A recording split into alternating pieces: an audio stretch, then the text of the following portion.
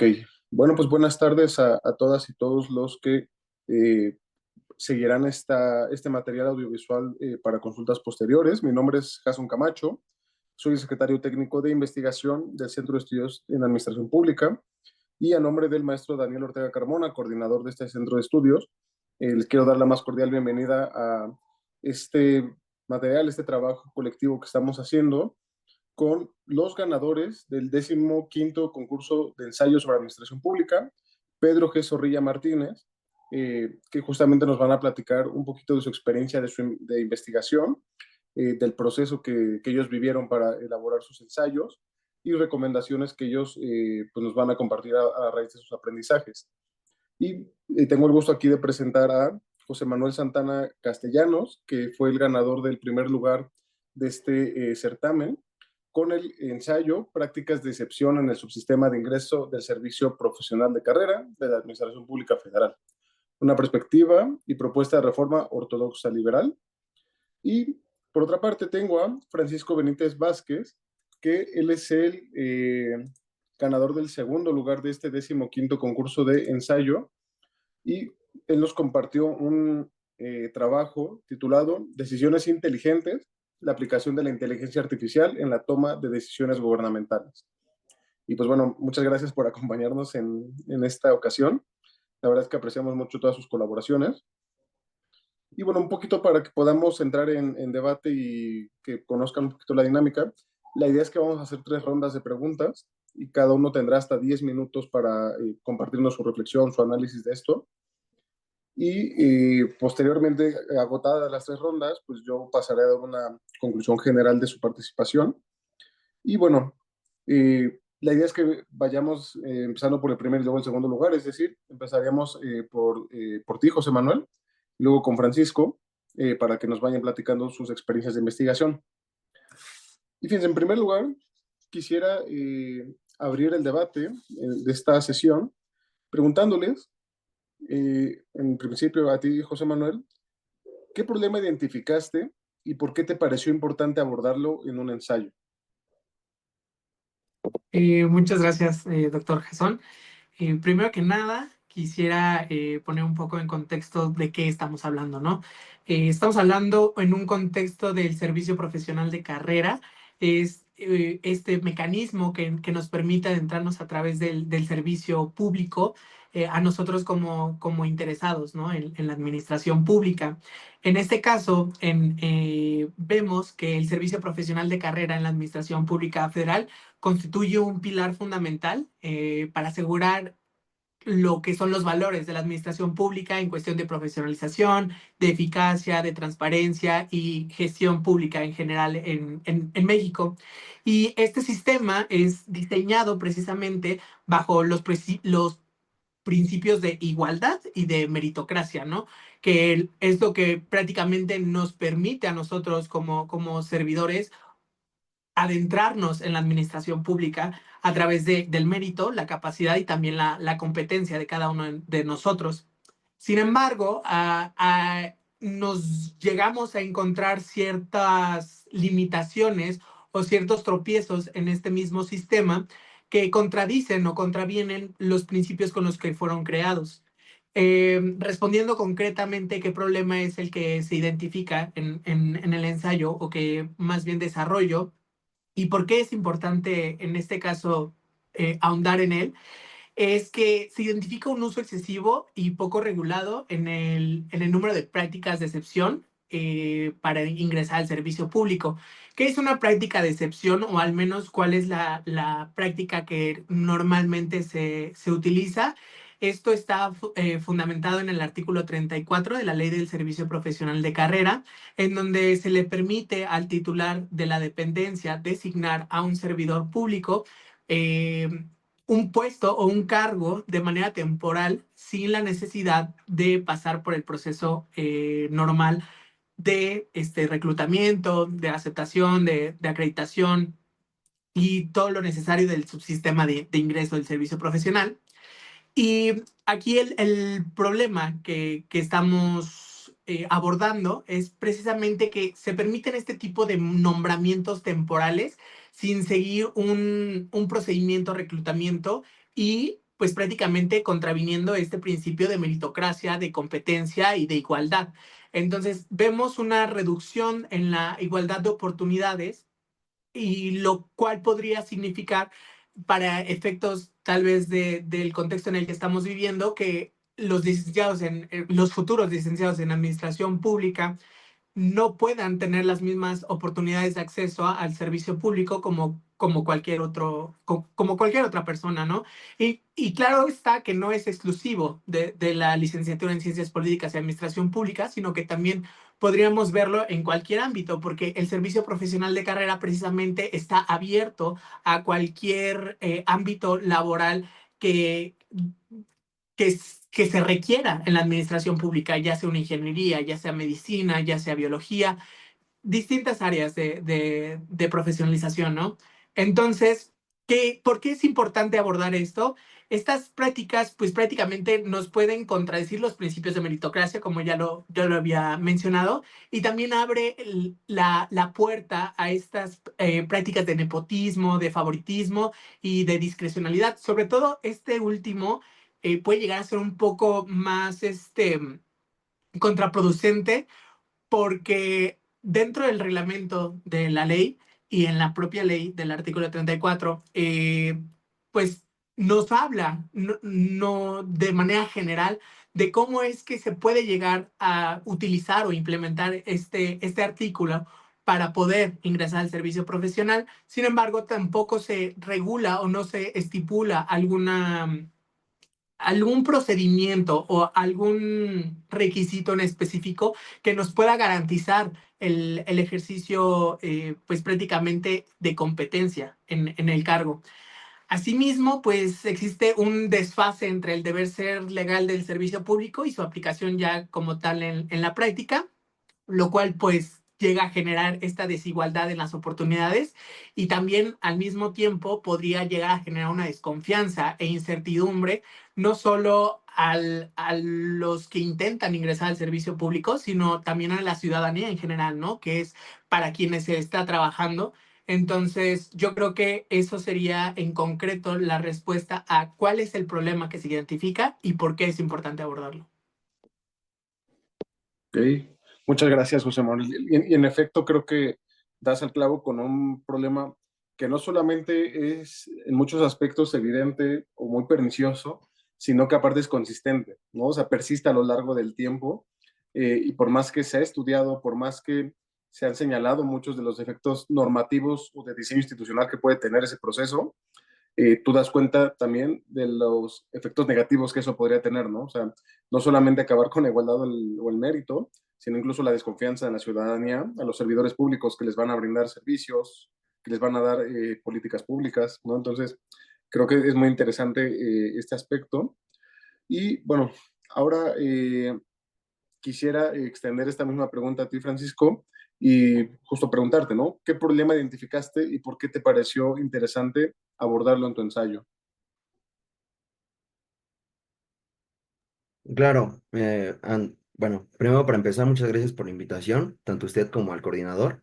Y bueno, para entrar de lleno en lo que fue mi trabajo, me parece que durante estos últimos años el auge y la relevancia que ha tenido la inteligencia artificial en diversas actividades de nuestro día a día ha comenzado a permearse dentro de instituciones gubernamentales, tanto así que ha surgido la denominación de un gobierno electrónico como una manera de desarrollar una mejor gestión pública que permita el bienestar dentro de la población, ¿no? Y para apoyarme o ejemplificar un poco mi trabajo de manera visual, permítanme, quisiera compartir una presentación con ustedes. Solo denme un minuto.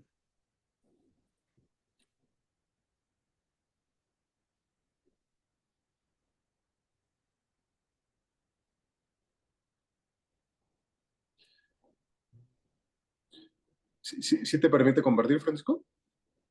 Ah, creo que sí. Denme un minuto, permítame, es que no aparece. Mm,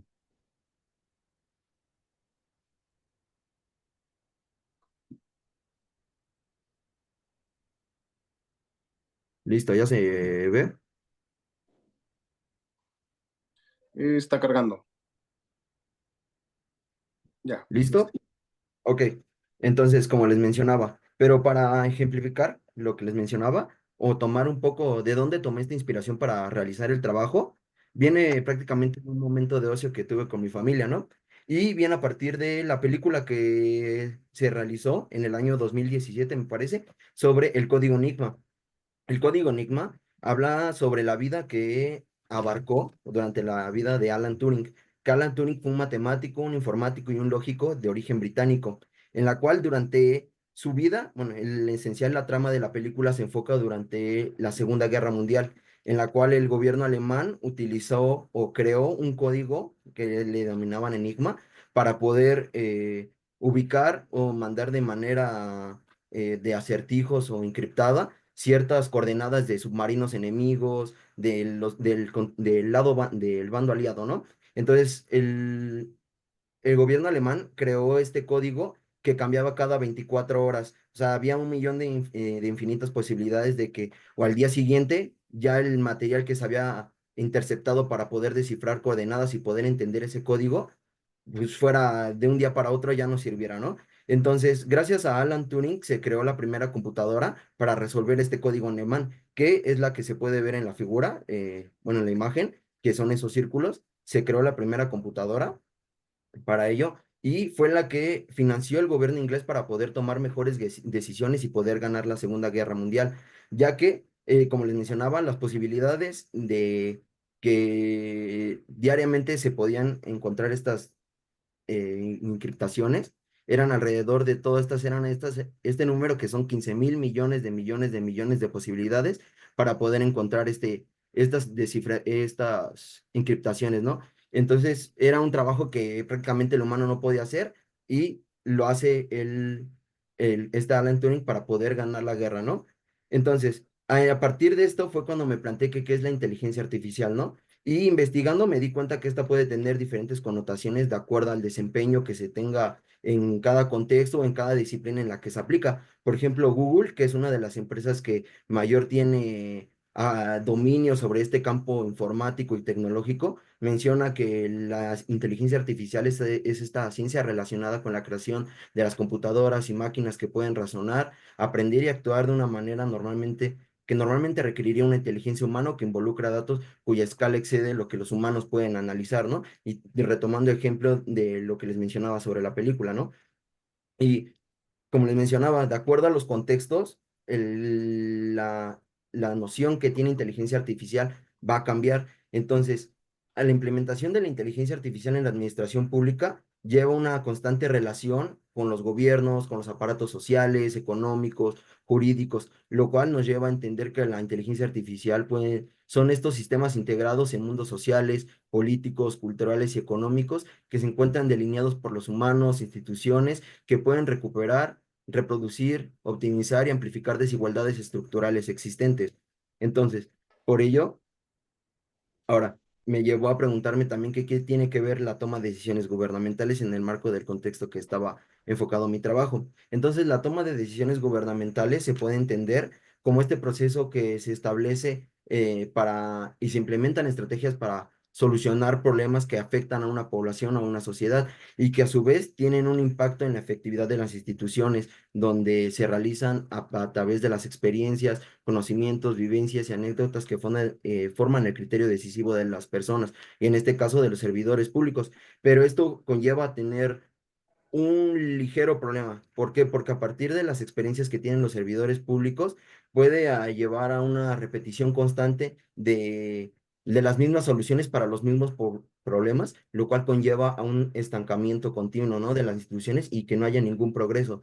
Entonces, este sentido de la toma de decisiones conlleva un alto sentido de responsabilidad, tanto de los poderes que se le delegan hasta a nuestros representantes, ¿no?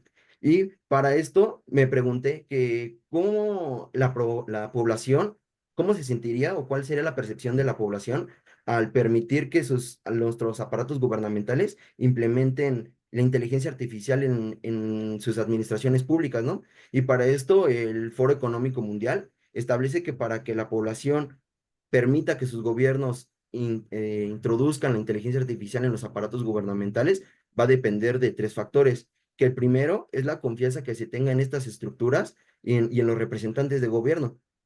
Para ello, la Universidad de Queensland en Australia desarrolló un estudio que le denominó como Confianza en Inteligencia Artificial, que conlleva un estudio global y en la cual realizó el estudio en alrededor de 7 países, contemplando su capacidad, más bien su influencia dentro del continente, su capacidad de infraestructura tecnológica y su capacidad cognitiva o de su capacidad para poder generar estos tipos de inteligencia artificial.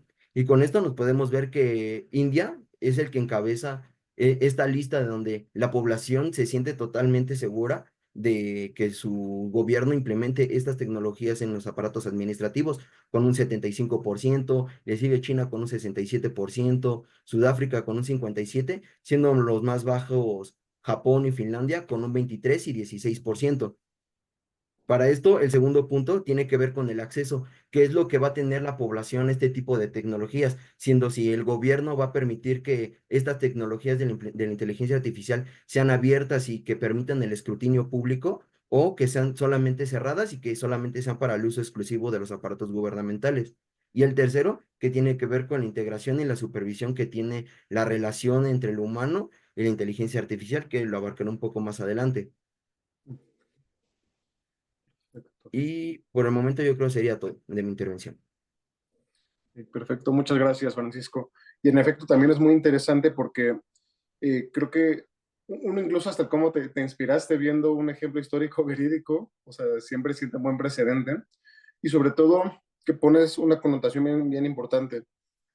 El uso de la inteligencia artificial, su promoción y el ejercicio cotidiano de esta, no es un asunto exclusivo de las ciencias informáticas, ¿no? O sea, tú bien lo estás vinculando a que el uso de la IA sí tiene una vinculación con cómo podemos mejorar las decisiones gubernamentales, pero aparte, cómo puede esto ayudar a promover o tal vez a generar de manera inversa confianza o desconfianza en la ciudadanía, ¿no? Y esta evidencia de política pública que nos estás mostrando, pues da cuenta de ello y sobre todo del alcance que puede tener para la vida cotidiana en la prestación de servicios públicos.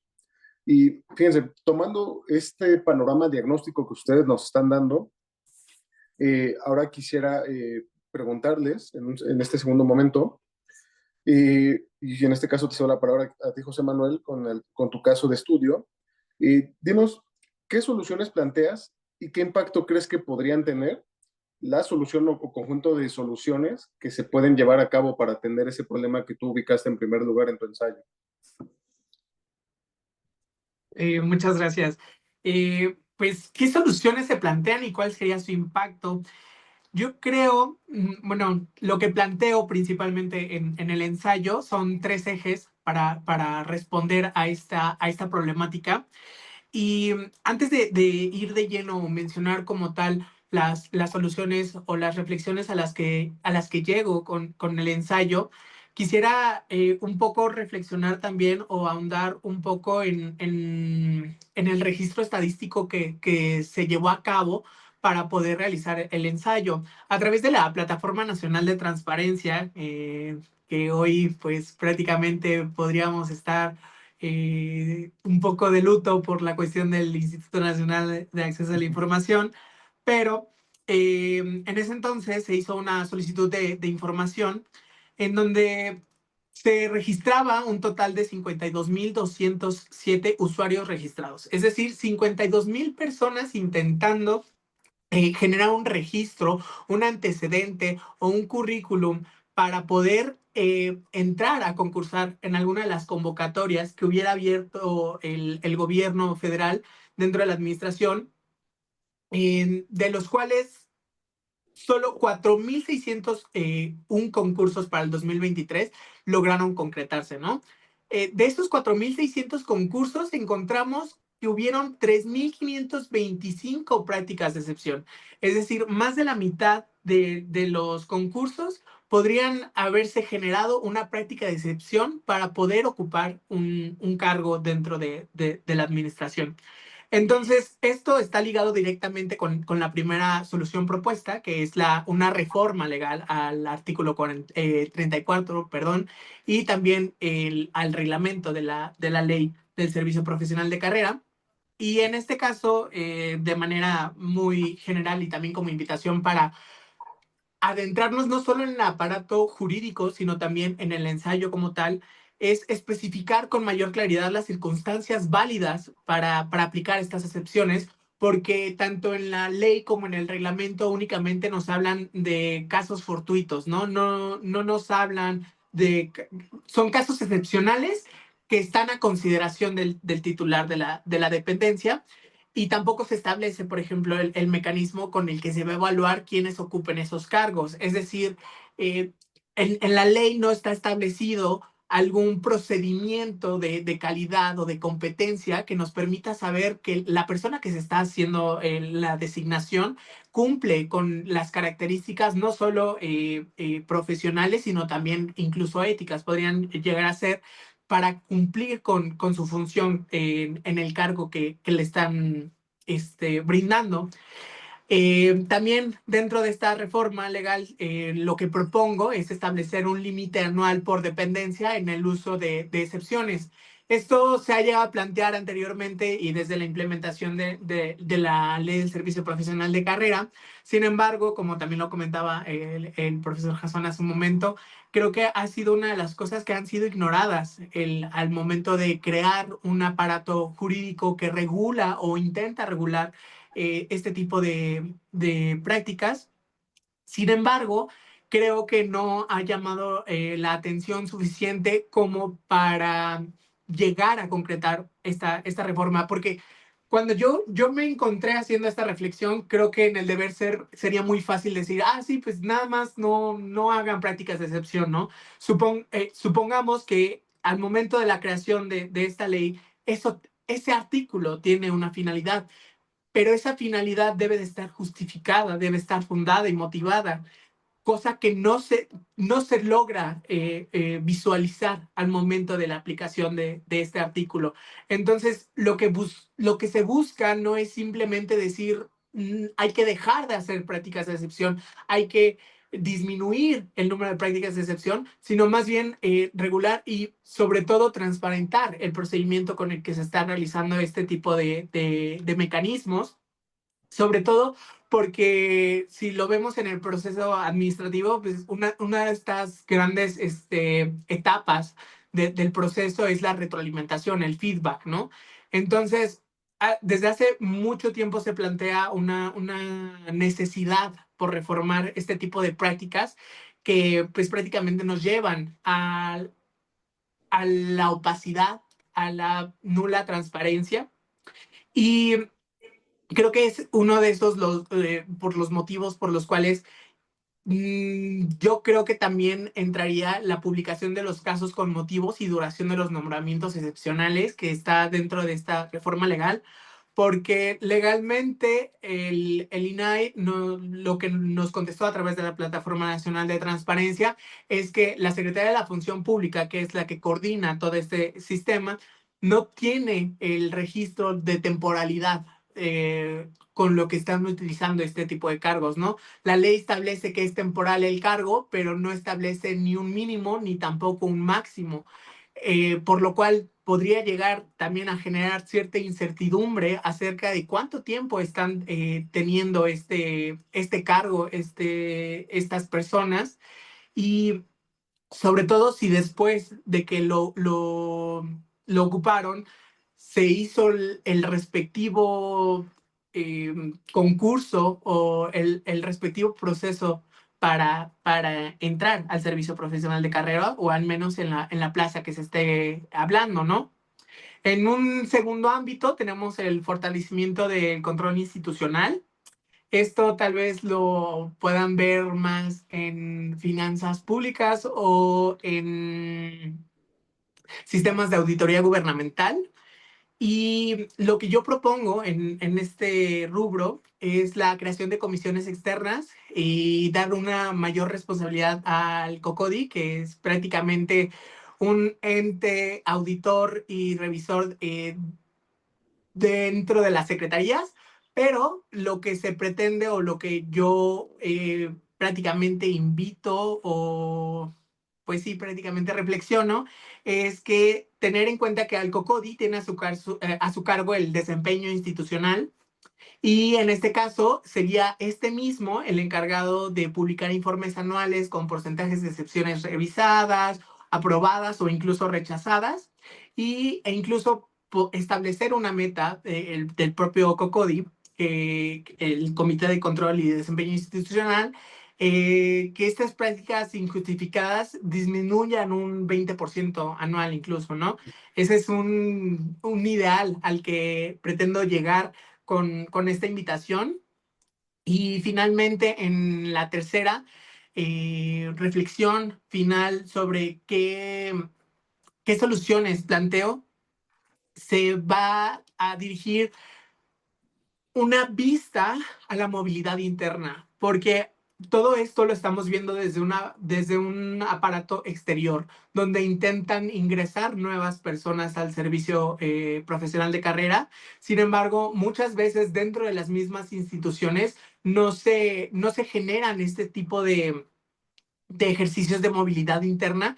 Entonces, o muchas veces también están satanizados o incluso están ya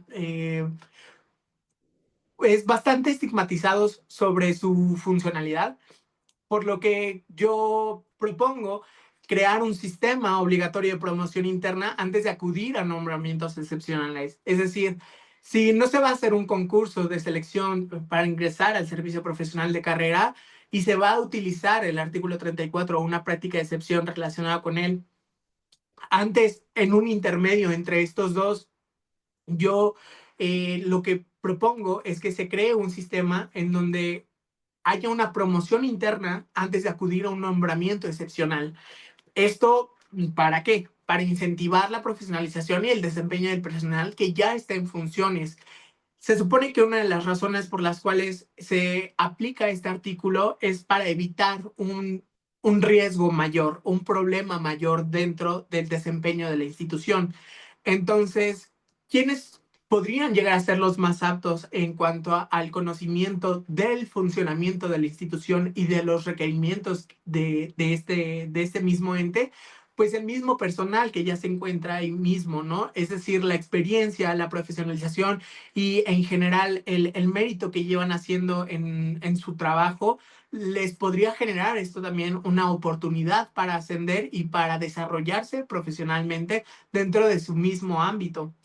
Entonces, el impacto esperado en general con estas tres esferas es una mayor transparencia y control en el acceso al empleo público, la reducción claramente de la discrecionalidad, que es parte fundamental de lo que hablábamos en un inicio sobre el problema que identifico.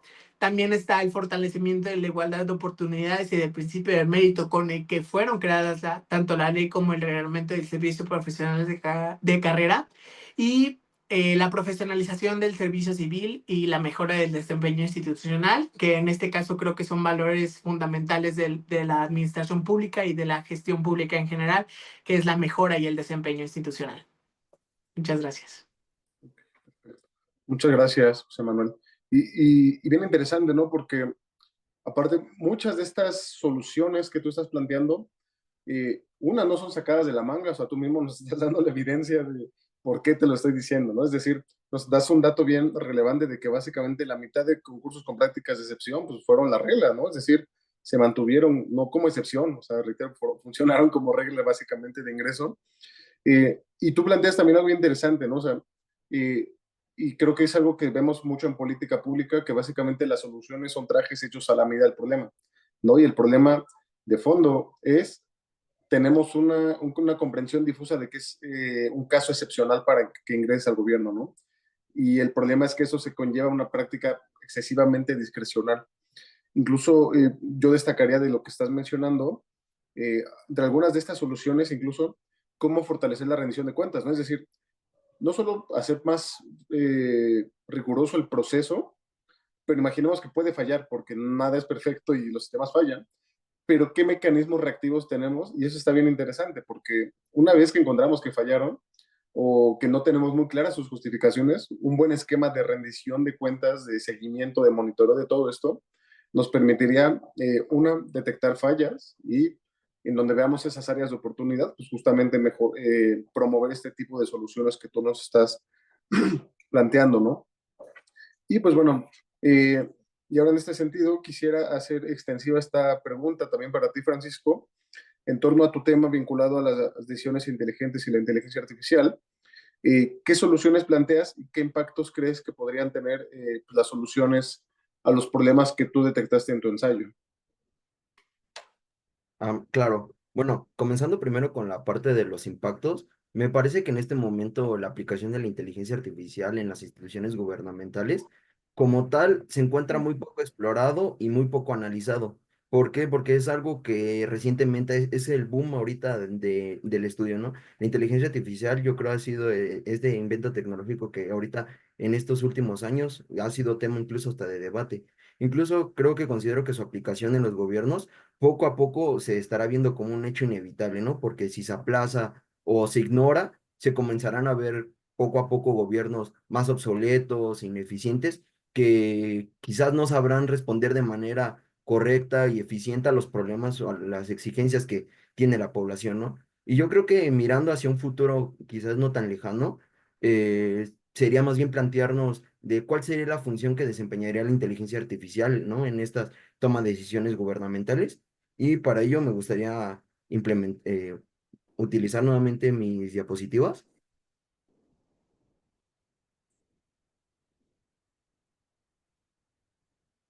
Listo, ya se visualiza, ¿verdad?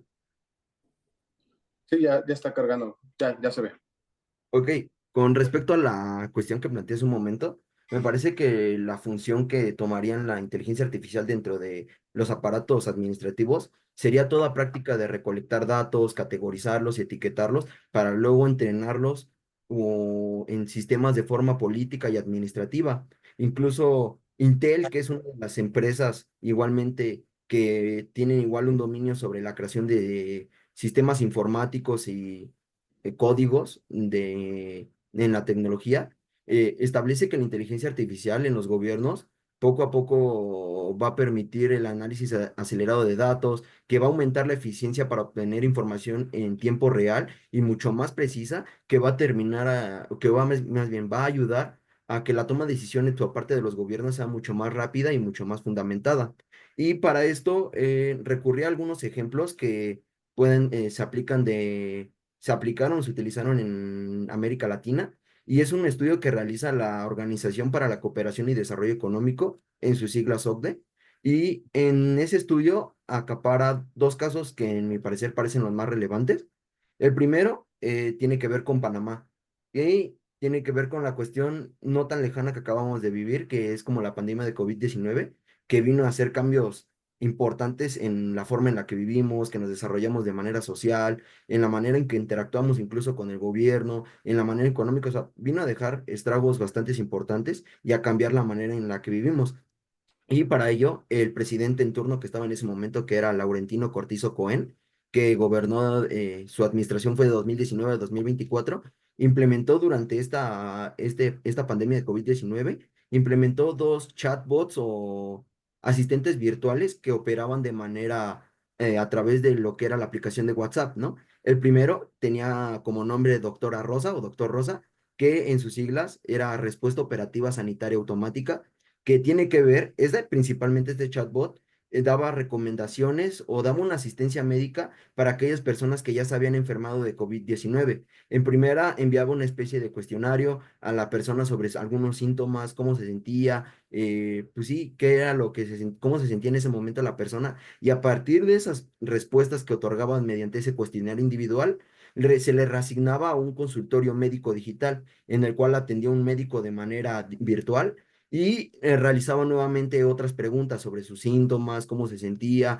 cuánto tiempo ya llevaba sintiendo esos síntomas, y dependiendo de las respuestas que daba el paciente, el médico que realizaba este diagnóstico de manera virtual tenía la capacidad de enviar una ambulancia al domicilio de la persona para dar una asistencia mucho más personalizada y pronta, o en su caso enviar la ambulancia, pero para un traslado a algún hospital y que así se realizara la intervención, el diagnóstico mucho más próximo, ¿no? Y el segundo, que es Doctor Nico, ¿no? Que es, en sus siglas, tiene que ver con notificación individual de caso negativo obtenido. Este es la contraparte de Doctor Rosa, porque este establecía o daba consejos a aquellas personas que no estaban infectadas o que no se habían enfermado del COVID-19 y daba consejos en cómo prevenirlo, realizando, enviando mensajes de infografías para evitar los contagios y muchas otras prevenciones que daba por parte del gobierno de Panamá. Entonces, nos podemos dar, o lo que yo llegué a la conclusión, es que esta implementación de esta inteligencia artificial y en especial de estos chatbots ayudaban a la comunicación constante de la sociedad-gobierno para evaluar y atender el estado de salud de la población, ¿no? Ahora, yéndonos a otro caso, que es ahora en el país de Colombia. En el país de Colombia, que yo creo este es el caso que se enfoca más hacia las necesidades que padecemos hoy en día. Este, esta inteligencia artificial o este sistema tecnológico que implementó el gobierno de Ernesto Samper, que gobernó del año de 1994 a 1998, tiene que ver más con un enfoque hacia la asistencia social, hacia programas sociales y los problemas que enfrenta la sociedad en el país, específicamente de Colombia. Y yo creo que es el que más va enfocado a lo que podríamos utilizarlo hoy en día. Porque esta inteligencia artificial llevaba por nombre Sistema de Identificación de Potenciales Beneficiarios a Programas Sociales, en sus siglas SISBEN. Y esta básicamente realizaba un cuestionario de manera individual a aquellas personas que ya eran ciudadanas, cabe recalcar que eran ciudadanas, para eh, buscar su manera en cómo concebían su manera de vida en el país, cuáles eran las problemáticas que ellos concebían dentro del país de Colombia. Y en base a esto, el mismo sistema realizaba un rango de perfiles que le permitía al gobierno orientar sus programas sociales hacia las verdaderas necesidades que enfrentaba el país en ese momento, ¿no? Y me parece que es lo más interesante, ¿no? Y cabe destacar que precisamente este hecho de Colombia trajo dentro del país bastante debate, porque en sí puede verse como una alternativa, una viabilidad para enfocar estos problemas sociales, pero también puede traer ciertos sesgos por información en datos erróneos, datos que quizás se hayan intervenido, se hayan manipulado, o la misma población no haya puesto datos correctos que redirijan o cambien o eximan a ciertos grupos vulnerables para el beneficio de ciertos programas, ¿no? Entonces, este puede traer cierta controversia a la manera de cómo se concibe la inteligencia artificial. Ahora, otro caso aplicado en la manera que podemos verlo aquí en México, igualmente la OCDE realizó un estudio en 2017 en la cual primero realizó un nivel o un estudio en el que los 35 países miembros de la OCDE cómo se encontraban de manera en su estructura informática y tecnológica, ¿no? Y básicamente podemos ver que México no tiene como las mejores capacidades tecnológicas para poder implementar estas tecnologías, ¿no? Podemos ver que en reformas hacia el servicio público, específicamente las métricas, en innovación, se encuentra en el ranking número 35, o sea, en el último nivel de los 35 países evaluados. Entonces, en innovación tiene una bastante limitación que se tendría que trabajar de manera pues, consecuente, de manera constante. El segundo, podríamos ver que la digitación de servicios públicos se encuentra en el número 17, en efectividades de gobierno se encuentra en el número 34, en digitalización, en técnicas informáticas o incluso en empresas que se dedican específicamente a la creación de IAs, vemos que se encuentran en los últimos puestos de los 35 países evaluados. Entonces vemos que pues México no tiene como en este momento la capacidad de poder implementar estas tecnologías, ¿no? Pero sin embargo, no lo ha eximido de que se haya intentado implementar este tipo de tecnologías. Por ejemplo, durante el gobierno del presidente Enrique Peña Nieto, en el año 2017 como marco jurídico se estableció, o más bien como un plan de acción, más bien, corrijo, como un plan de acción, se estableció la Estrategia Digital Nacional, que es un plan que ayuda a construir, que estaba enfocado para construir un México digital en la cual la tecnología e innovación pudieran mejorar las tecnologías a desarrollar las metas y los objetivos que tenía el país en ese momento. Esta estrategia digital nacional fue apoyado financieramente por la Embajada de Reino Unido en México, de la mano de instituciones como el Tecnológico de Monterrey y Oxford British, que es una institución universitaria del Reino Unido. Y en la aplicación concreta de la inteligencia artificial en los aparatos gubernamentales, de los pocos casos que puedo encontrar, y me parece el más relevante, me parece fue el que realizó el Servicio de Administración Tributaria, o sea, el SAT, para poder localizar operaciones falsas de distintas empresas durante un ensayo piloto de 6 minutos, en donde detectaron alrededor de 1,200 empresas y se identificaron alrededor de 3,500 operaciones fraudulentas. Esto fue en un lapso de 6 meses, y considerando que en un trabajo puramente humano, solamente un grupo de personas trabajando, identificar todo este grupo de 6 empresas falsas y de operaciones fraudulentas, hubiera llevado alrededor de 18 meses de trabajo humano para llevar a cabo este análisis. Entonces, me parece que el país carece mencionaba en un artículo en una revista, que el país carece de un plan de estrategia nacional específica para la inteligencia artificial, lo que limita la capacidad para coordinar y fomentar su desarrollo, ¿no? Y en cuanto a las soluciones que encuentro o puedo plantear, lo puedo desarrollar a lo que se establece como determinismo encantado. Este determinismo encantado se establece a partir de dos formas, una utópica y una distópica. De primera parte, el enfoque utópico tiene que ver en que la inteligencia artificial es este ente que lleva una solución absoluta y que puede ser utilizado para cualquier cosa o cualquier problema que se le presente al gobierno en turno, ¿no? Y este determinismo encantado puede ayudar a la automatización y a las nuevas formas de integración. ¿Y a qué me refiero con automatización, no? Que tiene que ver con este trabajo realizado por las personas que generan una gran cantidad de recursos para los aparatos administrativos, ya sean financieros o incluso materiales, ¿no? Que si se implementan estas inteligencias artificiales en los aparatos administrativos, van a ayudar mucho a reducir costos de mano de obra o incluso otras variables, ¿no? Y las nuevas formas de interacción tienen que ver precisamente con las relaciones que se establecen entre gobierno y sociedad, ¿no? Por ejemplo, podría ser un buen ejemplo la agilización de trámites burocráticos, ¿no? Y para esto también podemos encontrar algunas nociones que se encuentran dentro del diccionario anglosajón que podrían ayudar a establecer perfectamente cómo se podrían implementar, ¿no? Por ejemplo, tenemos la noción de accountability, que básicamente se puede establecer como esta rendición de cuentas a alguien jerárquicamente superior sobre la eficiencia, la eficacia de los recursos puestos a disposición de los servidores públicos, e incluso a la sociedad, ¿no? Decirles cómo se está implementando esta inteligencia artificial y qué se está destinando para que su trabajo vaya de manera continua y ayude a mejorar la situación del país, ¿no? El segundo, que tiene que ver con el Capacity Building o Institutional Development, que básicamente es con el rediseño de una institución o la capacitación de sus mandos directivos específicamente a la implementación de inteligencias artificiales, ¿no? O sea, impartir cursos que actualicen de manera constante a estos entes que se encargan de la responsabilidad y que toman estas decisiones que tienen cierto impacto en la sociedad, ¿no?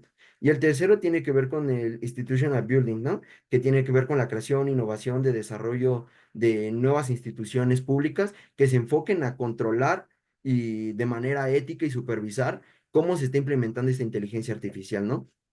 Y el segundo punto tiene que ver con el ente distópico, ¿no? Que es la parte contraria, ¿no? Esta culpa a los algoritmos, de los resultados que se tienen, de los agentes, como si estos no fueran agentes independientes, ¿no? Que no lidian con ciertos contextos, ¿no? Como si la inteligencia artificial no se encontrara rodeada de múltiples hechos multifactoriales, ¿no? Y aquí es donde surge la cuestión de, pues, si en dado caso que se implementen estas inteligencias artificiales en los aparatos administrativos, ¿quién diseñará estos algoritmos? O sea, ¿quién será el encargado de implementar y de realizar estos algoritmos para que no se encuentren manipulaciones, sesgos o a los intereses que específicamente el gobierno quiere otorgar o centralicen de forma, eh, pues sí, en los intereses de ellos, en cómo se evalúa la situación del país, ¿no? O que incluso se presenten datos insuficientes que pueden dirigir a malas decisiones del gobierno, ¿no?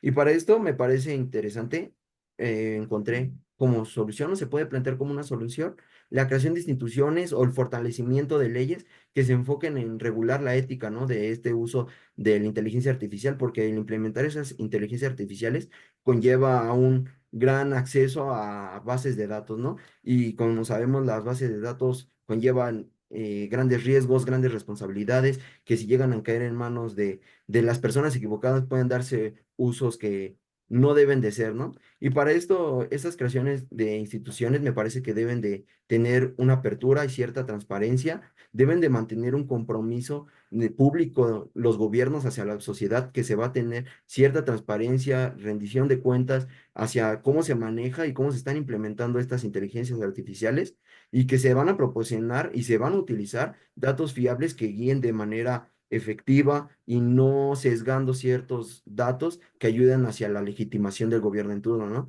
Si y para esto, por ejemplo, actualmente existen algunos principios de la OCDE, ¿no? Lo anteriormente podría ser aplicación a nivel nacional o incluso estatal, ¿no? Pero a nivel internacional también me parece relevante que se implementen estas instituciones y leyes que regulen totalmente la ética, ¿no? Si existen aparatos en derecho que regulan el derecho a nivel internacional, también deberían en su momento existir instituciones que regulen estos aparatos de inteligencia artificial, ¿no? Y actualmente lo que pude encontrar fueron los principios de la OCDE sobre la inteligencia artificial, ¿no? Y esta va enfocada en cómo se evalúan los países miembros y cómo estos encaran los temas de confianza, de imparcialidad y de rendición de cuentas en el uso de la inteligencia artificial. Yo creo son lo que puedo rescatar en tanto a las soluciones e impactos que actualmente se encuentran y creo que con eso terminaré mi intervención. Perfecto, muchas gracias, Francisco. Y en realidad también muy interesante, ¿no? Porque creo que durante el boom de la IA que hemos estado viviendo, eh, en todos los sectores laborales ha surgido esta pregunta de, bueno, ¿pero nos va a reemplazar? ¿No? O sea, en el sector educativo se sabe que ya hay inteligencias artificiales que retroalimentan trabajos, que dan orientaciones a alumnos. Eh, Muchos de los servicios básicos de la administración pública, que es el servicio de ventanillas, las orientaciones, tú nos lo acabas de mostrar, ¿no? O sea, ya hay chatbots habilitados que pueden hacer eso. Y que tú nos muestres sus usos más prácticos y más sustantivos dentro de la administración pública, creo que es muy relevante, ¿no? Porque viéndolo lo señalas, o sea, el asunto está en cómo nos puede ayudar a procesar grandes cantidades de datos, que el gobierno maneja bastantes, y cómo puede generar información en tiempo real, ¿no? Es decir, cómo la IA puede no solamente recopilar, sino procesar al momento y generar diagnósticos de política pública que orienten mejor el destino de los recursos, la canalización de los esfuerzos, eh, e incluso los beneficios de los programas sociales, ¿no? O sea, creo que es ahí donde tendremos que estar poniendo el foco de la IA y más allá de si nos va a reemplazar o no, es pensar cómo nos va a potenciar en nuestro trabajo.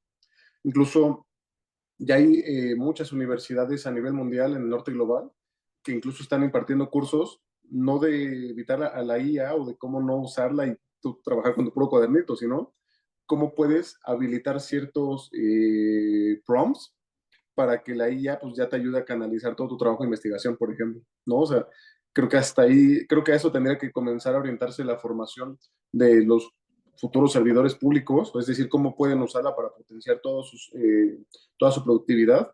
Y por la otra parte, cómo esto se va a reflejar en mejores servicios por parte de las entidades gubernamentales.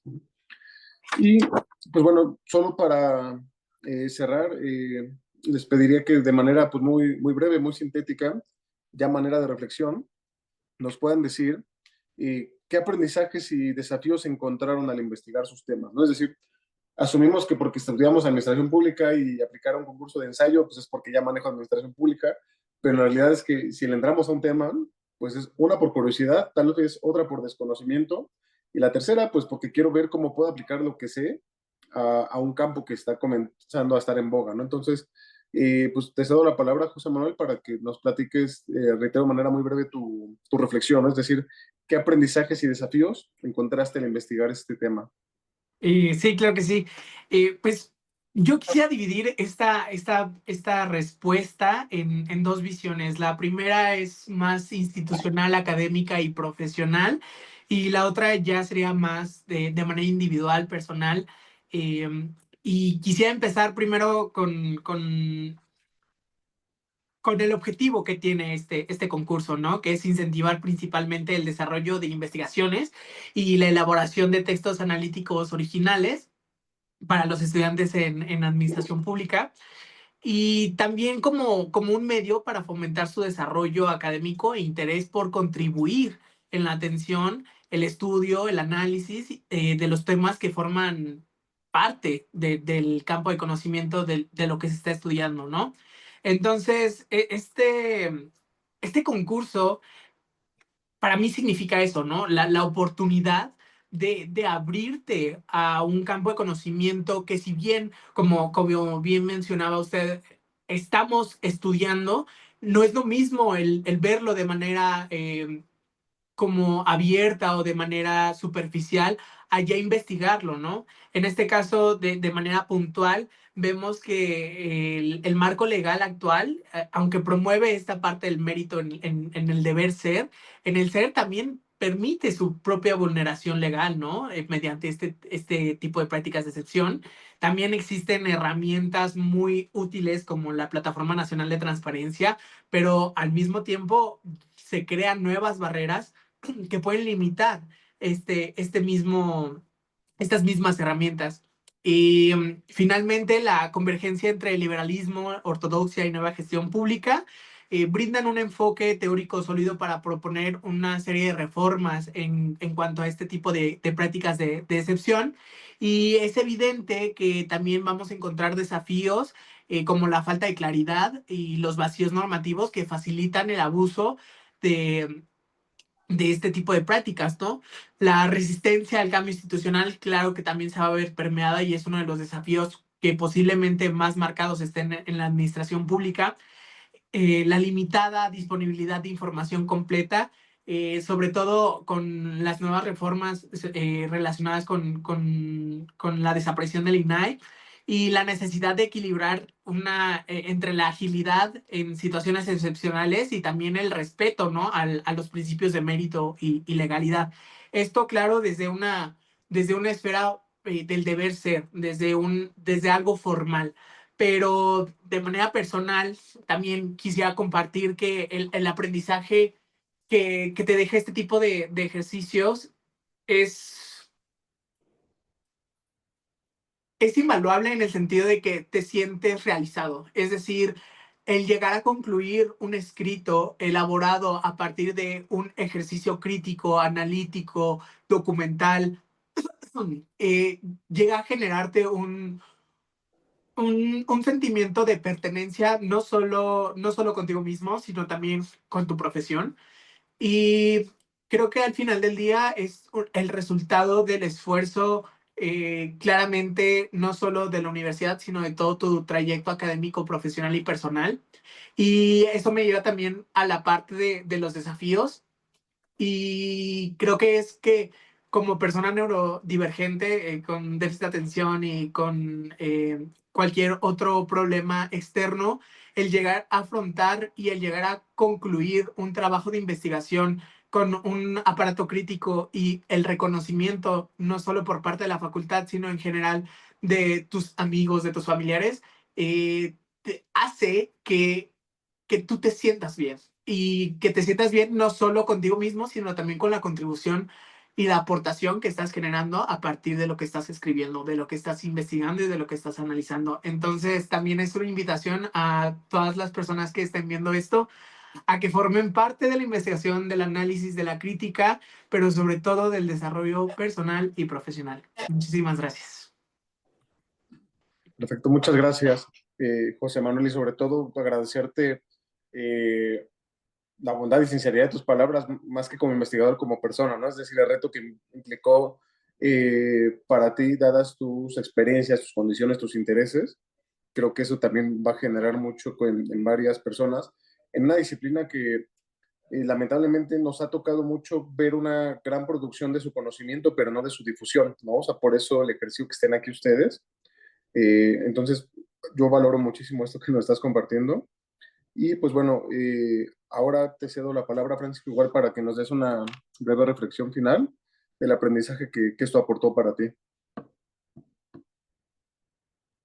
Claro, bueno, en cuestión de la implementación del desarrollo tecnológico en la toma de decisiones gubernamentales, me parece que no hay como tal una sola respuesta y no una sola pregunta hacia lo que este gran ámbito abarca, ¿no? Porque eh, no se puede saber con claridad cuáles pueden ser las consecuencias que pueda tener esta adopción de estas tecnologías en el área tanto gubernamental como social, ¿no? Porque cada país cuenta con ciertos marcos, tanto sociales, jurídicos, económicos, que no todos los países comparten, ¿no? Siempre se puede ver que en la actualidad hay países que entre países no se pueden notar ciertas desigualdades, ¿no? Y entonces no creo que haya una sola pregunta, ¿no? Por ejemplo, el tema que yo planteaba sobre la cuestión ética de la transparencia y sobre el manejo de datos que puede tener el gobierno sobre esto, sobre el manejo de la inteligencia artificial,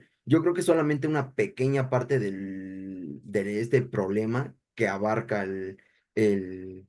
la aplicación de estas tecnologías, ¿no? Entonces yo creo que es lo que yo podría reflexionar, pero a cuestión de manera personal, me gustaría compartirles una imagen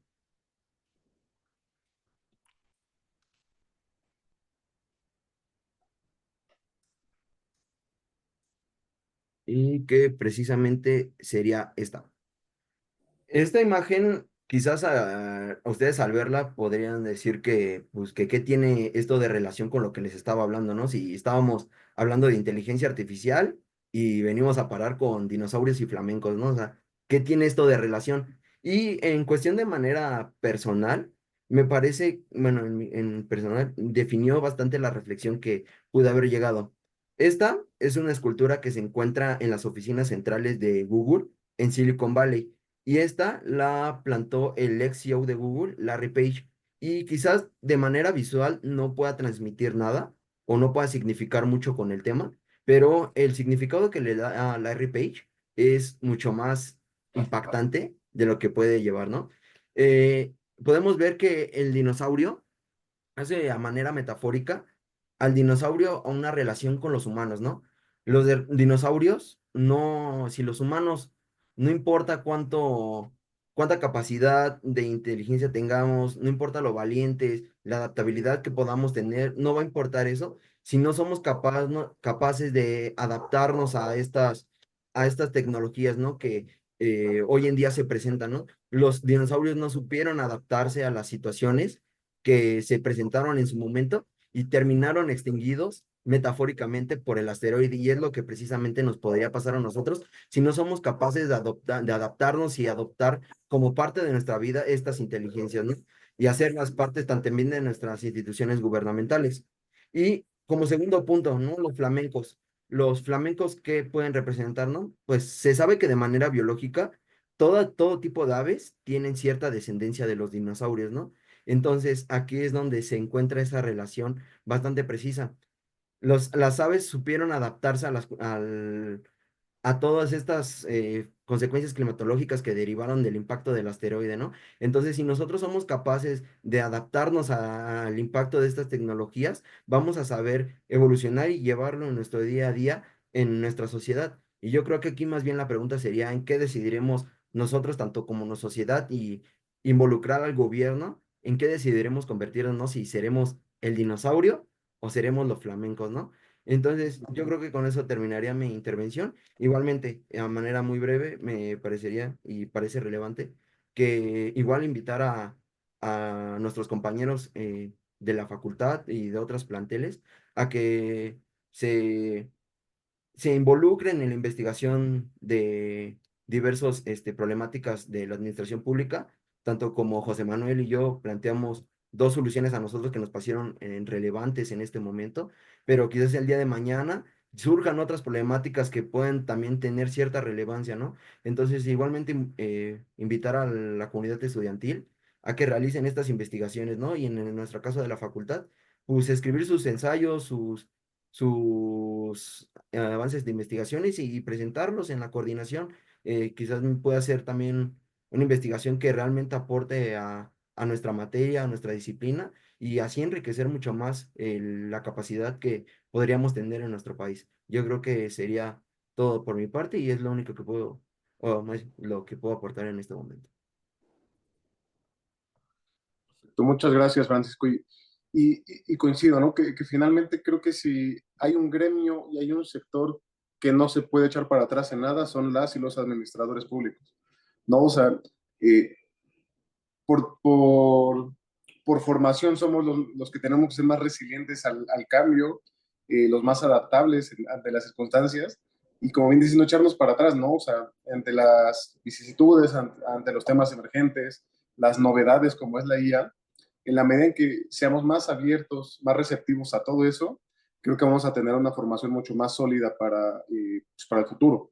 Y reitero también pues, el reconocimiento y el agradecimiento que haces a tus compañeras y compañeros de fomentar el amor a la investigación, ¿no? Es decir, lo que ustedes están generando, crean o no, es evidencia política pública, es evidencia para la toma de decisiones. O sea, va a llegar un momento en el que alguien quiera discutir una ley, quiera justificar alguna acción de gobierno, y tarde o temprano va a recurrir a lo que ustedes están haciendo. Y si eso pasa con ustedes, inevitablemente pasará con los que estén detrás de ustedes, ¿no? Entonces, creo que tenemos una labor como comunidad de fortalecer todo ese tipo de procesos.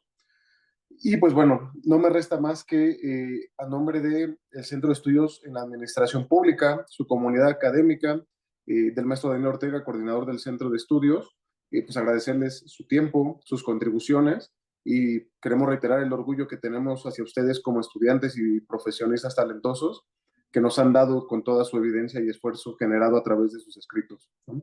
Entonces, pues bueno, pues muchas gracias y nos estaremos viendo en otros espacios y en otras ocasiones para seguir ampliando el debate. Claro que sí, muchas gracias también al centro, a Dani, a todos, muchas gracias.